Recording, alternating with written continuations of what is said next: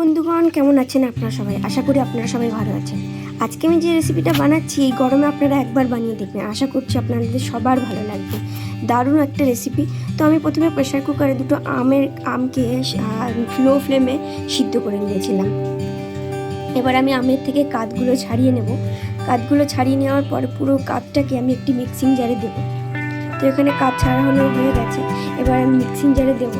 এরপরে আমি দেবো 4 টেবিল স্পুন মতন চিনি, আর স্বাদ মতো নুন, আর 1 চা চামচের কম একটু জিরে, আর 5-6টা গোলমরিচ, আর সাথে একটা কাঁচা লঙ্কা দিয়ে আমি মিক্স করে নেব। এবার এটাকে মিক্স করার পর পুদিনা পাতা আমি অ্যাড করলাম। এবার আবার একটাকে মিক্স করে নেবো, নিয়ে এটা ব্যাস রেডি হয়ে গেছে। গ্লাসের মধ্যে আমি এটাকে 4-5 চামচ মতো দিয়ে আমি এখানে ঠান্ডা জল ব্যবহার করেছি, যেহেতু আমার বাড়িতে বরফ ছিল না। তো আপনারা অবশ্যই এখানে বরফ ব্যবহার করবেন। ব্যাস হয়ে গেছে, এবার আমি এটাকে পরিবেশন করব। খেতে কিন্তু দারুণ হয়েছিল, আপনারা একবার এরকম বানিয়ে দেখবেন, আশা করছি আপনাদের সবার ভালো লাগবে। এই গরমে এই ঠান্ডা শরবত খেয়ে মন জুড়ে যাবে। তো দিদিও খেয়েছিল, দিদিতেও ভালোই লেগেছিলো বলেছিল।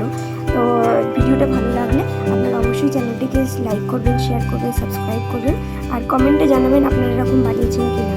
ধন্যবাদ, সুস্থ থাকবেন, ভালো থাকবেন।